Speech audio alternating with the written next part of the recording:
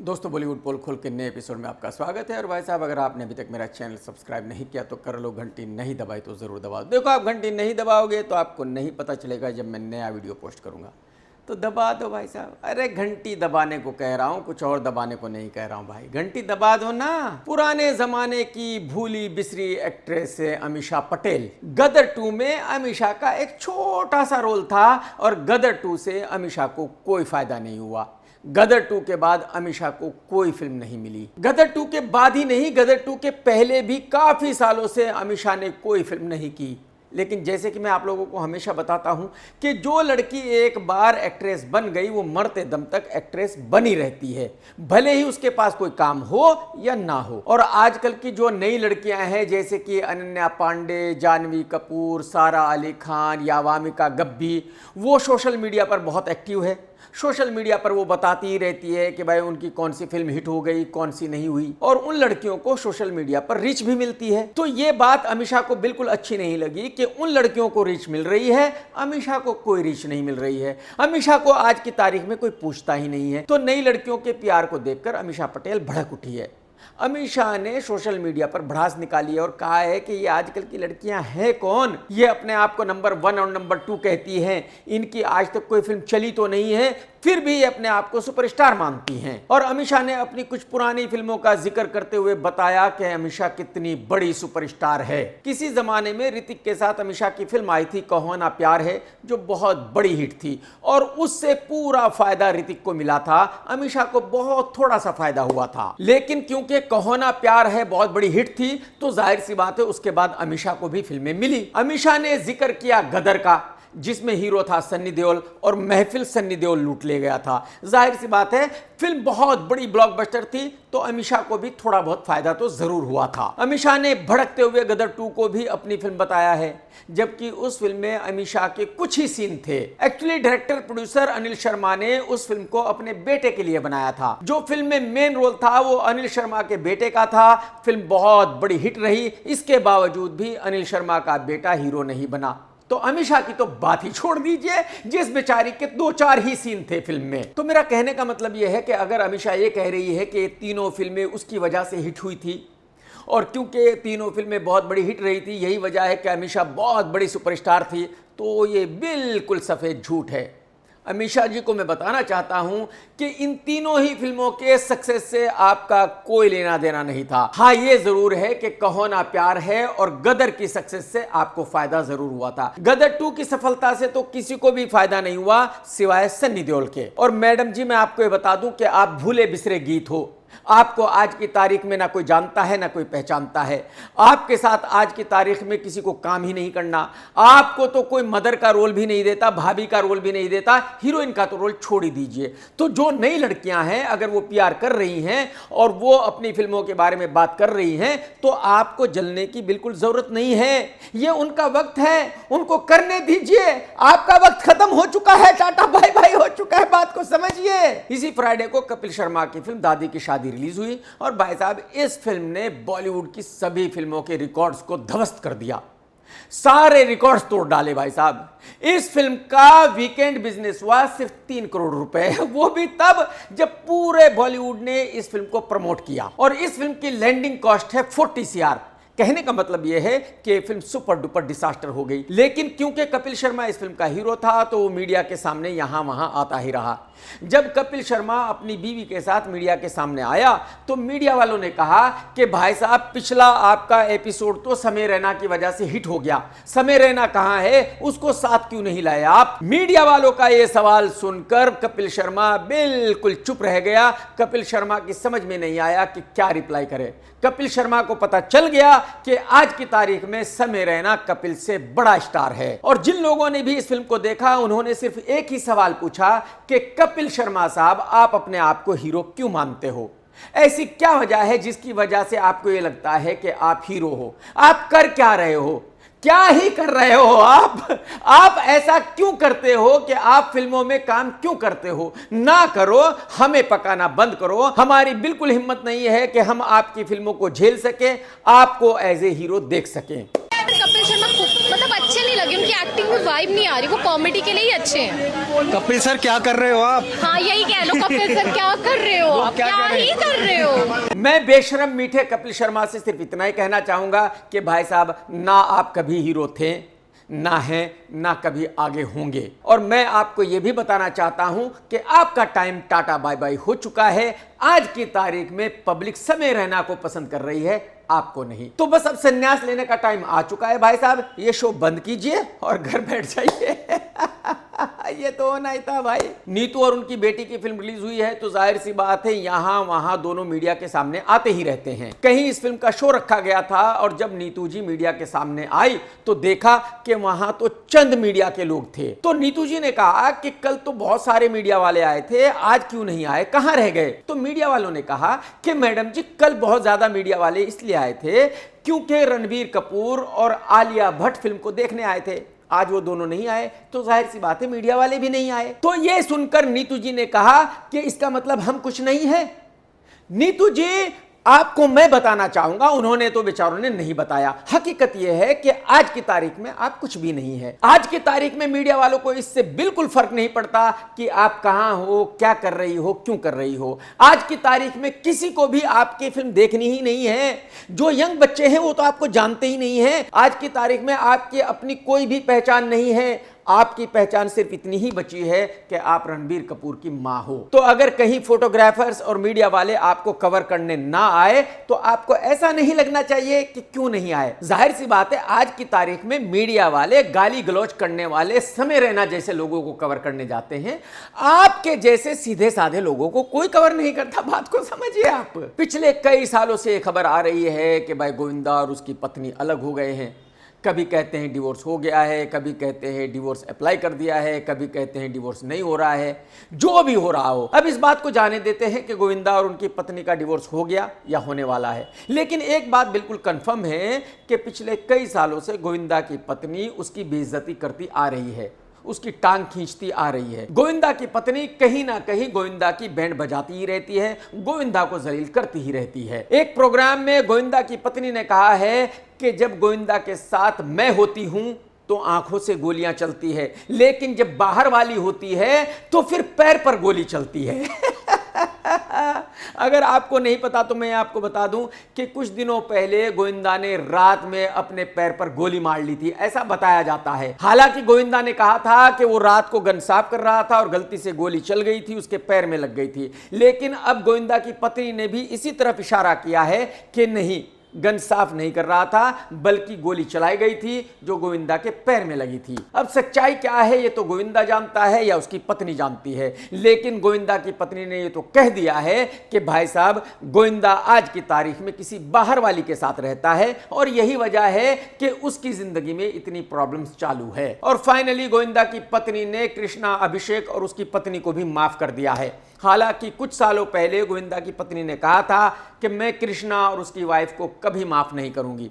लेकिन जैसे मैं आपको बता चुका हूं कि बॉलीवुड में ना ही तो कोई हमेशा के लिए दुश्मन है और ना ही कोई हमेशा के लिए दोस्त है। और गोविंदा की पत्नी ने कृष्णा और उसकी वाइफ को माफ कर दिया है, ये इस बात का सबूत है कि जो मैं कहता हूं वही सच है। हालांकि मुझे लगता है कृष्णा को बहुत दुख हुआ होगा कि गोविंदा की पत्नी ने उनको माफ कर दिया है, क्योंकि पिछले कई सालों से कृष्णा इसी पब्लिसिटी पर जी रहा है, इसी बात को लेकर पैसे कमा रहा है और घर चला रहा है कि गोविंदा उससे नफरत करता है, गोविंदा की पत्नी उससे नफरत करती है। तो जैसे कि मैंने कहा कि नीतू सिंह और उनकी बेटी की फिल्म रिलीज हुई है, यही वजह है कि नीतू जी मीडिया के सामने आती ही रहती है।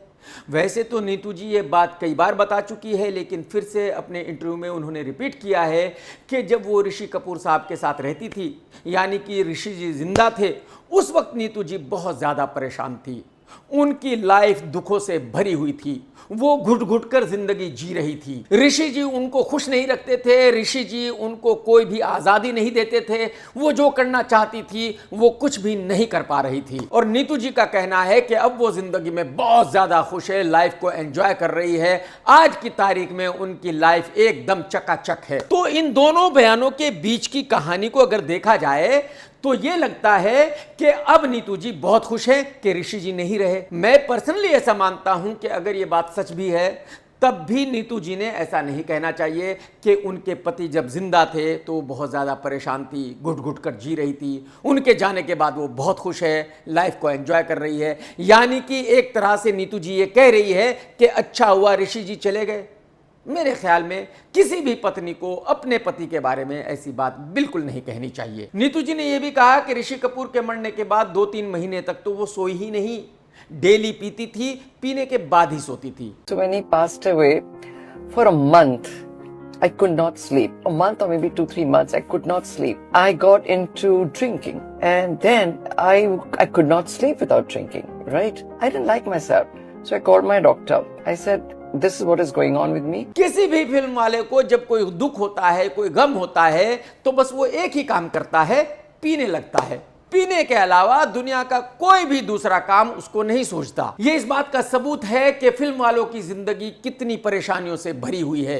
भले ही ये आप लोगों को दूर से बहुत ही खुश दिखते हों, लेकिन अंदर से खुश नहीं है। ये मैं आपको बता दूं, नीतू जी ये खुद ही कह चुकी है कि वो 8वीं फेल हैं, यानी कि पढ़ी लिखी नहीं है। तो मेरे ख्याल में नीतू जी जो भी बातें कह रही है वो सब की सब सरासर गलत है। एक तो अपने पति के बारे में कुछ भी गलत नहीं कहना चाहिए, और अगर पति के जाने के बाद वो बहुत खुश हो गई थी तो फिर उनको 2-3 महीने तक नींद क्यों नहीं आई थी, उनको पीनी क्यों पड़ रही थी। कहने का मतलब यह है कि नीतू जी ऐसी बातें कह रही हैं जिनके ना पैर है ना सर है, उनको खुद ही नहीं पता कि वो कहना क्या चाहती है। लेकिन एक बात बिल्कुल सच है कि आज की तारीख में नीतू जी बहुत ज्यादा खुश है, अपनी जिंदगी को बहुत ज्यादा एंजॉय कर रही है। मतलब ऐसा लग रहा है कि नीतू जी दुनिया में ही जन्नत के मजे ले रही है। मीडिया में कुछ ऐसी खबर आई है कि कुछ वेंडर्स हैं जिन्होंने भूत बंगला में काम किया था और उनका कुछ बिल बकाया है जो एकता कपूर ने पे नहीं किया है। मैंने भी इस बारे में छानबीन की और मुझे पता चला कि यह केस इतना सीधा नहीं है जितना सीधा मीडिया बता रहा है। शायद यह केस कुछ ऐसा है कि अदालत ही इसका फैसला कर सकती है। तो मेरी सोर्सेज के मुताबिक जहां एक तरफ वेंडर अपने पैसे मांग रहा है, वहीं दूसरी तरफ एकता ने उस वेंडर को लीगल नोटिस भेज दिया है, क्योंकि एकता का ऐसा कहना है कि उस वेंडर ने एकता से बिना पूछे अपना बिल ज्यादा बना दिया है, जितना तय हुआ था उतना नहीं मांग रहा है। तो कहने का मतलब यह है कि यह केस अब लीगल हो चुका है। अदालत फैसला करेगी कि एकता कपूर को वेंडर को पे करना है या नहीं करना है। वामिका गब्बी, वामिका उसकी भी एक फिल्म आ रही है, पति पत्नी और वो 2। उसमें अकेली वामिका नहीं है, सारा अली खान है, रकुल प्रीत है और हीरो है मीठा डबल ढोल की आयुष्मान खुराना। तो ये सभी अपनी फिल्म को प्रमोट कर रहे हैं और कहीं ना कहीं मीडिया के सामने आते रहते हैं। जब एक पत्रकार ने इन लोगों से पूछा कि अगर आप किसी को फौरन ही इंप्रेस करना चाहते हो तो आप क्या करोगे, तो वामिका ने जैसे ही ये सवाल सुना बहुत ज्यादा खुश हो गई और वामिका ने बहुत ही खुश होते हुए कहा कि किसी को इंप्रेस करने के लिए फौरन ही नंगा हो जाना चाहिए। अब मैं तो क्या ही करूं भाई। लेकिन अगर मैं ये कहता हूं कि वामिका ने मिठाई का बहुत बड़ा शोरूम खोला हुआ है तो इस बात से साबित होता है कि वो बात गलत नहीं है। भले आप मेरी बात पर यकीन ना करो, ये आपकी मर्जी है, लेकिन वामिका का ये जवाब बताता है कि वो किसी को इंप्रेस करने के लिए क्या करती है। ठीक है वामिका जी, जो आपको ठीक लगता है आप कीजिए। अगर आपको लगता है कि इसी तरह किसी को इंप्रेस करना अच्छी बात है तो कीजिए, हमें कोई दिक्कत नहीं है। साई पल्लवी और जुनैद खान की फिल्म एक दिन बहुत बड़ी डिसास्टर हो गई है और अब साई पल्लवी बहुत ज़्यादा मायूस हो गई है और मायूसी में साई पल्लवी ने कहा है कि मेरी समझ में नहीं आता कि आमिर खान ने मुझे इस फिल्म में कास्ट क्यों किया था। मैं इस फिल्म में बिल्कुल मिसफिट हूं। मेरी और जुनैद की जोड़ी जम ही नहीं रही, किसी को भी ये जोड़ी पसंद नहीं आई। साई का ऐसा मानना है कि अगर जुनैद के साथ किसी नई लड़की को रखा जाता तो उनकी पेयरिंग ज्यादा अच्छी लगती और फिल्म को फायदा होता। साई ने यह भी कहा कि जब उसने फिल्म देखी थी तो उसको पता चल गया था कि ये फिल्म नहीं चलेगी क्योंकि फिल्म अच्छी नहीं बनी थी, लेकिन उसी फिल्म को देखकर आमिर उसी शो में रो रहा था। तो जब मैं आमिर को रोते हुए देख रही थी तो मेरी समझ में नहीं आ रहा था कि आमिर रो क्यों रहा है, आमिर को वो फिल्म इतनी अच्छी क्यों लगी।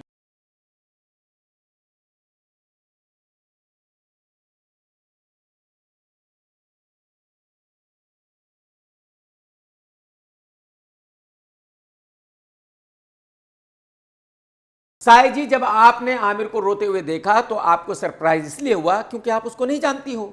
आपको नहीं पता कि वो कितना बड़ा ड्रामा है, कितना बड़ा नौटंकी है। एक्चुअली वो रोने की नौटंकी कर रहा था। उसको ऐसा लग रहा था कि अगर वो फिल्म को देखते हुए रोएगा और मीडिया आमिर को रोते हुए दिखाएगी तो फौरन ही उसकी फिल्म सुपरहिट हो जाएगी। और यही हुआ था लाल सिंह चड्ढा के साथ। लाल सिंह चड्ढा के भी शो में ये हर जगह रोता था और फिल्म डिसास्टर हुई थी। एक दिन का शो भी जहां भी हुआ वहीं आमिर बैठकर रोया और फिल्म का क्या हुआ, डिसास्टर हो गई। ये इस बात का सबूत है कि आमिर खान को फिल्मों के बारे में कोई अता पता नहीं है। आमिर खान सिर्फ नौटंकी करता है, आमिर खान सिर्फ और सिर्फ फेंका फेंक करता है। ये तो आप सभी जानते हैं कि ईरान और अमेरिका का वार चल रहा है और पूरी दुनिया में इस वार का असर है। पूरी दुनिया में महंगाई बढ़ रही है, गैस नहीं मिल रही है, पेट्रोल डीजल के दाम बढ़ गए हैं। इंडिया में भी इसका बहुत ज्यादा असर हो रहा है। तो हमारे पीएम मोदी जी ने कहा है कि इस टाइम को आप वैसा ही समझो जैसा कभी कोरोना काल था, जैसा कभी लॉकडाउन था। मोदी जी ने जनता से रिक्वेस्ट की है कि 1 साल तक आप बिल्कुल भी सोना मत खरीदना, 1 साल तक पेट्रोल डीजल बचाओ, घर से ज्यादा काम करो, विदेशों की यात्रा नहीं करो। मोदी जी ने यह भी कहा कि कम खाना बनाओ, गैस बचाओ। देश हित में हमको ये तय करना पड़ेगा कि साल भर तक घर में कोई भी फंक्शन हो, कोई भी कार्यक्रम हो, हम सोने के गहने नहीं खरीदेंगे। अब अगर हमारे पीएम मोदी जी ने ये बात कही है तो जाहिर सी बात है देश हित में ही कही होगी। तो अगर मोदी जी ये कह रहे हैं तो मेरे ख्याल में आप सभी को ऐसा करना चाहिए। लेकिन यहां समझने वाली बात यह है कि मोदी जी ऐसा क्यों कह रहे हैं। मोदी जी ने ऐसा इसलिए कहा क्योंकि ये सब कुछ करने से जो विदेशी मुद्रा है देश में वो बचेगी, और अगर विदेशी मुद्रा बचेगी तो रुपया डॉलर के मुकाबले कमजोर नहीं होगा। अब आपको पता चल गया कि अगर रुपया कमजोर होता है तो उसका देश पर क्या असर पड़ता है, देश की इकोनॉमी को वो कैसे अफेक्ट करता है। क्योंकि बहुत सारे लोग हैं जो गाल बजाई करते हैं, वो कहते हैं कि अगर रुपया कमजोर हो रहा है तो क्या फर्क पड़ता है, देश में क्या होने वाला है रुपये कमजोर होने से, कोई फर्क नहीं पड़ता। तो मोदी जी को पता है कि रुपए के कमजोर होने से देश पर क्या असर पड़ता है। ईशा मालविया किसी जमाने में बिग बॉस में गई थी और आजकल काफी गाने कर रही है, शो कर रही है, यानी कि ईशा मालविया की दुकान अच्छी चल रही है। ईशा आज की तारीख में बहुत सारे पंजाबियों के साथ भी काम कर रही है। यही वजह है कि ईशा ने पंजाबी भी सीख ली है। तो ईशा ने कहा कि रील बनाना उसकी हॉबी है, अगर वो रील ना बनाए तो उसको सुकून नहीं मिलता। यही वजह है कि वो रील्स बनाती ही रहती है। एक्चुअली पता नहीं आ कहना ठीक है कि नहीं, बट मेरी हॉबी आ ਜਦੋਂ मैं फ्री ਹੁੰਦੀ ਆ ਮੈਨੂੰ ਲੱਗਦਾ चलिए की करिए रील बना लिए। मैनू बहुत पसंद है, मैंने लगता सब तो वधिया टाइम पास इस रील। देखो ईशा जी, ये बात तो हम मानते हैं कि आपको रील बनाने का शौक है और बनाने भी चाहिए रील, दिक्कत कोई नहीं है। आप रील बनाओगी तो लोग देखेंगे, आप और ज्यादा फेमस होगी। लेकिन आप ये कह रही हो कि आपको सिर्फ रील बनाने का ही शौक है, ये बात बिल्कुल गलत है, ये बात बिल्कुल सही नहीं है। शौक तो आपको कुछ और भी है। बिग बॉस में आपने बताया था कि आपने एक ही वक्त में 2 बॉयफ्रेंड रखे हुए थे, ये भी आपको शौक था। अब मुझे पता नहीं अभी भी है या नहीं है, लेकिन उस वक्त में तो आपका ये शौक था। और शौक तो आपको कुछ और भी है जो मैं यहां बता नहीं सकता। तो आप ऐसा मत कहिए कि आपको सिर्फ रील बनाने का ही शौक है। बंगाल में इलेक्शन हुए, बीजेपी जीत गई और मिथुन दा ने इन इलेक्शन को जीतने के लिए बहुत मेहनत की। तो जब मोदी जी मिथुन दा को मिले तो उनको शाबाशी दी और उनसे कहा कि भाई आपने बहुत अच्छा काम किया, आपकी वजह से बीजेपी बंगाल में जीत गई और अब अगले 20-25 साल तक बीजेपी यहां रूल करेगी, कोई दिक्कत ही नहीं है।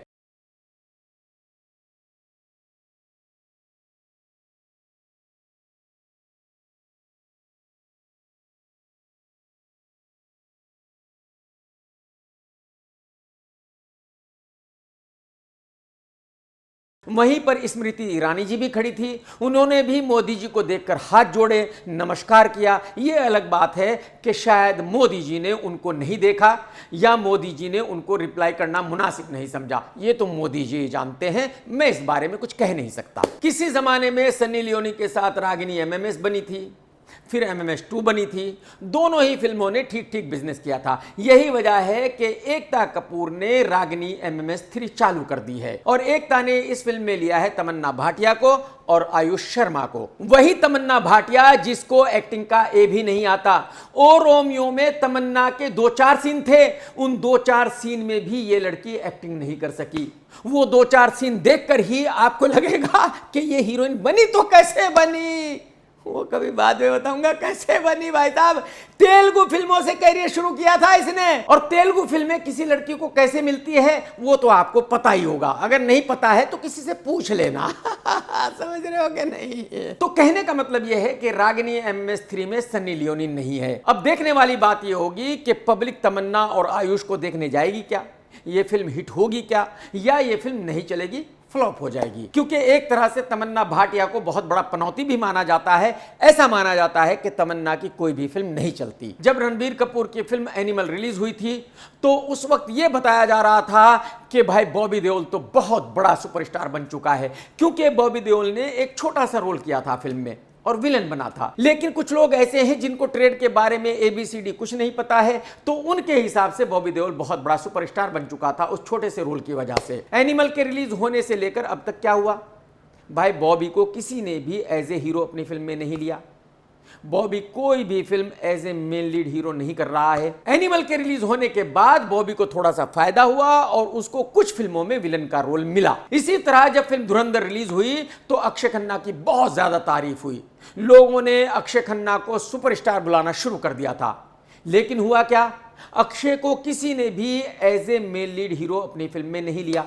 आज की तारीख में अक्षय कोई भी ऐसी फिल्म नहीं कर रहा है जिसमें वो वन ऑफ द हीरो भी हो। मेन लीड हीरो तो दूर की बात है। उसके बाद धुरंधर 2 आई और उसमें था अर्जुन रामपाल। अर्जुन रामपाल की किसी ने तारीफ नहीं की। अर्जुन को किसी ने भी अक्षय खन्ना की तरह सुपरस्टार नहीं माना। यह किसी ने नहीं कहा कि धुरंधर 2 अर्जुन की वजह से चली है।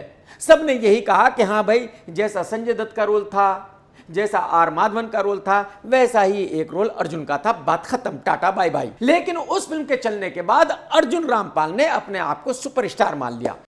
क्या बदला धुरंधर के बाद? काफ़ी कुछ बदल गया। इतनी बड़ी फिल्म एक सपना ही होता है लोगों के लिए,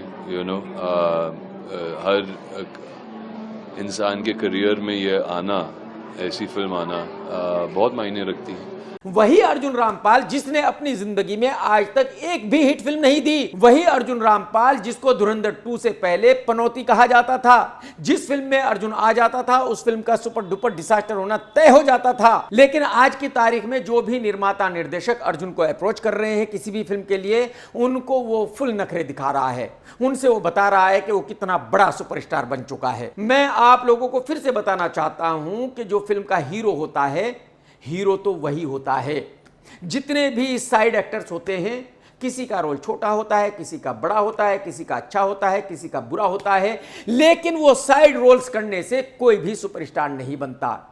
वो साइड रोल करने से कोई भी स्टार भी नहीं बनता, सुपरस्टार तो दूर की बात है। तो अगर बॉबी देओल ने, अक्षय खन्ना ने, अर्जुन रामपाल ने साइड रोल किया है तो इसका मतलब ये बिल्कुल भी नहीं है कि वो सुपरस्टार बन गए हैं या स्टार बन गए हैं। उनको आगे भी या तो विलन का रोल ऑफर होगा या तो कोई साइड में छोटा मोटा रोल ऑफर होगा। इतनी ही औकात है इन सब की। प्राइम फोकस के ओनर नमित रामायण के निर्माता हैं। जब कभी फिल्म स्टार्ट हुई थी उस वक्त इस फिल्म का बजट बताया गया था 800 करोड़, फिर बताया गया 1000 करोड़, फिर बताया गया 1200 करोड़। लेकिन आज की तारीख में नमित कह रहा है कि फिल्म का बजट है 4000 करोड़।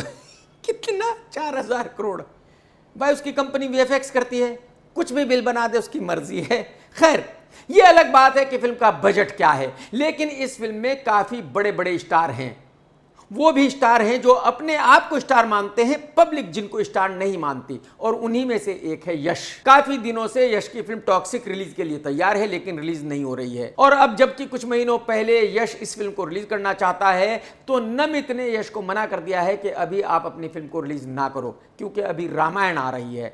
रामायण के रिलीज होने के 3 महीने के बाद अपनी फिल्म को रिलीज करना। नमित ने यश को यह भी समझा दिया है कि तू इंटरनेशनल सुपरस्टार है, तू हॉलीवुड का सुपरस्टार है आने वाले वक्त का। तू इंडियन मार्केट पे बिल्कुल भी ध्यान मत दे। इंडिया में तेरी फिल्म रिलीज होगी या नहीं होगी इससे कुछ फर्क नहीं पड़ता। इंडिया में तेरी फिल्म कितना बिजनेस करेगी इससे कोई फर्क नहीं पड़ता। मैं तेरी फिल्म को ओवरसीज में हर कंट्री में रिलीज करूंगा। मैं हॉलीवुड में तेरी फिल्म को इतना बड़ा बना दूंगा कि इस फिल्म के रिलीज होने के बाद जितने भी हॉलीवुड के निर्माता निर्देशक है वो तुझे ढूंढते फिरेंगे, तुझे वो अपनी फिल्मों में लेंगे। तेरे बिना हॉलीवुड की कोई फिल्म बनेगी ही नहीं। क्या क्या सुनना पड़ेगा एक ही जीवन में, साला किस गोले पे ऊपर वाले ने मुझे भेज दिया। यह इस बात का सबूत है कि जो निर्माता हैं वो एक्टरों को किस तरह से पागल बनाते हैं, वो उनके दिमाग से कैसे खेलते हैं, वो उनको किस तरह से चूतिया बनाते हैं। यश को यह सोचना चाहिए कि भाई उसकी फिल्म को इंडिया में कुत्ता देखने के लिए तैयार नहीं है तो हॉलीवुड में कोई उसकी फिल्म को क्यों देखेगा। लेकिन इससे घंटा फर्क नहीं पड़ता कि हकीकत क्या है। यश आज की तारीख में वही देख रहा है जो नमित मल्होत्रा उसको दिखा रहा है। यश को पूरा यकीन है कि जो नमित ने कहा है वो बिल्कुल सच है। नमित उसको हॉलीवुड का सुपरस्टार बनाकर ही दम लेगा। बढ़िया है भाई साहब, बन जाओ, कैरियर खत्म करेगा ये तेरा, बचेगा नहीं कैरियर, गारंटी से लिख कर दे सकता हूं भाई साहब आज ही। एकता कपूर ने एक फिल्म बनाई है वन, सिद्धार्थ मल्होत्रा और तमन्ना भाटिया के साथ, यानी कि दोनों पनौती एक साथ। लेकिन अब एकता बता रही है कि ये फिल्म कोई छोटी मोटी फिल्म नहीं है, ये इंटरनेशनल स्टैंडर्ड की फिल्म बनी है। ये फिल्म हॉलीवुड में धूम मचा देगी। ये फिल्म पूरी दुनिया में इतना बिजनेस करेगी कि भाई साहब बाहुबली का रिकॉर्ड टूट जाएगा, धुरंधर का रिकॉर्ड टूट जाएगा। बताओ। एकता मैडम जी, मैं आपको ये बताना चाहूंगा कि सिद्धार्थ मल्होत्रा का जो ड्राइवर है, नाई धोबी कसाई हलवाई है, ऑफिस बॉय है, वो भी उसकी फिल्म नहीं देखता। पब्लिक की तो बात ही छोड़ दीजिए, तमन्ना भाटिया के घर वाले भी उसकी फिल्म नहीं देखते। पब्लिक की तो बात ही छोड़ दीजिए।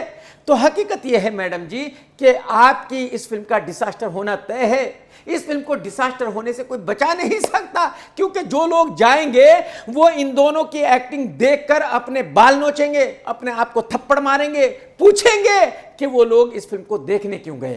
मौनी रॉय को आप में से बहुत लोग जानते होंगे। इस मैडम ने कुछ सालों पहले अबू धाबी के एक बिजनेसमैन से शादी कर ली थी। मैंने उसी वक्त कहा था कि मेरी समझ में ये नहीं आ रहा है कि इस लड़के के दिमाग में क्या चल रहा है, इसने मोनी में ऐसा क्या देखा जो शादी कर ली। मैंने उसी वक्त कहा था कि ये शादी चल नहीं सकती, पॉसिबल ही नहीं है, और फाइनली अब ये शादी टूटने जा रही है।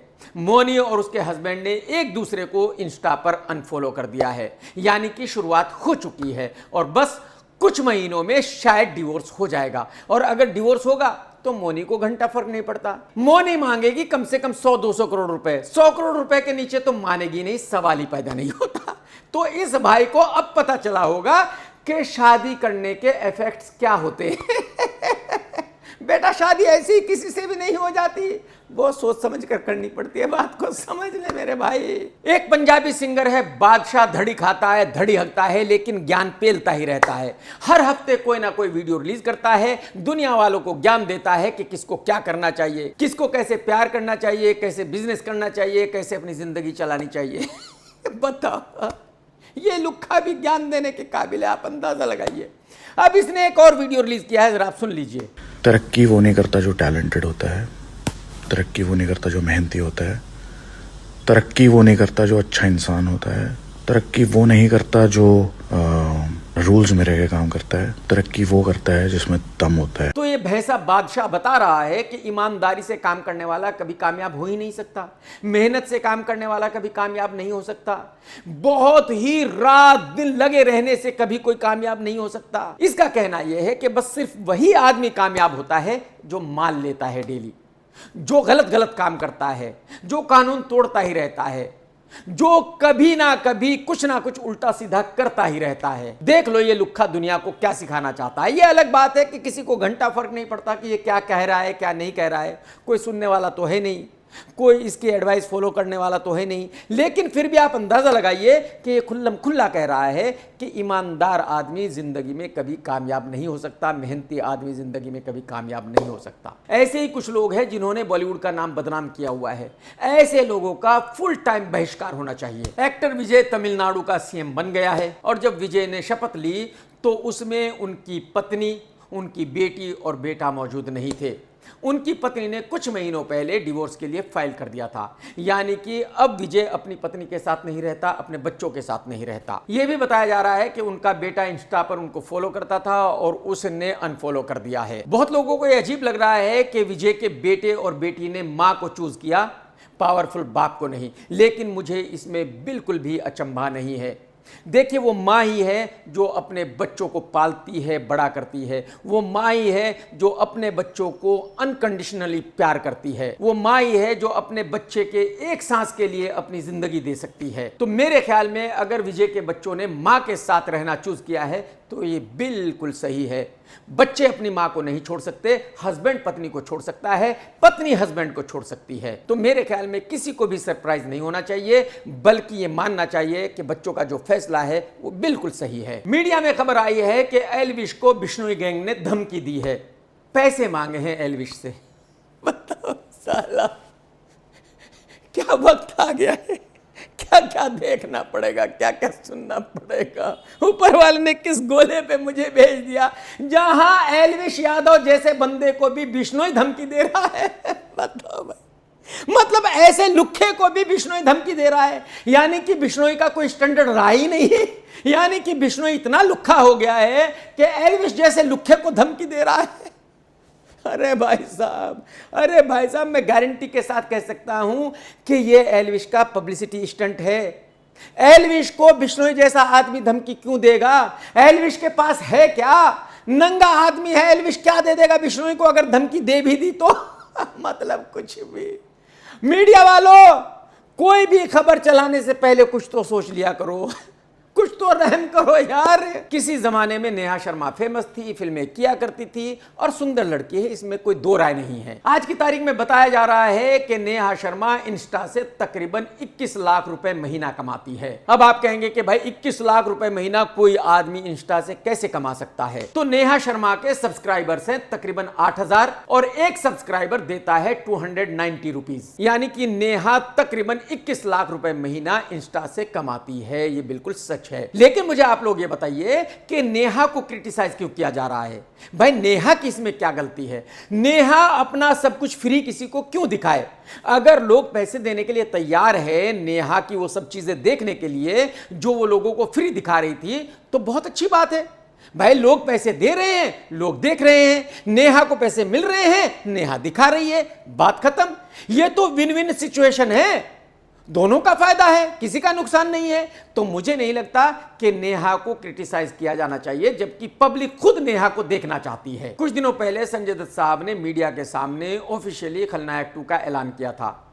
वहां सुभाष घई साहब भी थे, लेकिन इस फिल्म के निर्माता सुभाष घई नहीं है, बल्कि संजय दत्त के कोई दोस्त हैं। और संजय दत्त के उस दोस्त ने, जो इस फिल्म का निर्माता है, उसने सुभाष घई को दिए हैं 10 करोड़ रुपए राइट्स लेने के लिए, खलनायक 2 बनाने के लिए। अब तक फिल्म का डायरेक्टर भी फाइनल नहीं हुआ है, स्क्रिप्ट भी फाइनल नहीं हुई है, यानी कि अब किसी डायरेक्टर को साइन किया जाएगा इस फिल्म को डायरेक्ट करने के लिए, और वो डायरेक्टर डिसाइड करेगा कि इस फिल्म की क्या कहानी होनी चाहिए। अब फिल्म जब बनेगी तब बनेगी, लेकिन घई साहब की चांदी हो गई है। घई साहब को घर बैठे बिठाए 10 करोड़ रुपए मिल गए। घई साहब मजे हैं आपके भाई साहब। किसी जमाने में संजय गुप्ता साहब ने कांटे फिल्म बनाई थी और उस वक्त की वो बहुत चर्चित फिल्म थी, सुपरहिट फिल्म थी। बहुत सालों से डायरेक्टर संजय दत्त कांटे 2 बनाना चाह रहा था, लेकिन बन नहीं रही थी। उसकी वजह यह थी कि उस फिल्म में कई एक पार्टनर थे, तो जो पार्टनर थे उनमें झगड़ा चल रहा था। तो अब संजय गुप्ता ने इस पूरे झगड़े को खत्म कर दिया है। संजय गुप्ता ने सबको पैसे दे दिए हैं, पूरे राइट संजय गुप्ता के पास आ गए हैं, और अब जल्दी ही संजय गुप्ता कांटे 2 का ऐलान करेगा, यानी कि शायद 2027 में कांटे 2 रिलीज हो जाएगी। दोस्तों, अगर आपने आज का वीडियो देखा है तो लाइक करना बिल्कुल मत भूलना, कमेंट्स करके जरूर बताना कि आज का वीडियो आपको कैसा लगा। टेक केयर दोस्तों, tata bye bye, love you, जय हिंद। सत्यमेव जयते।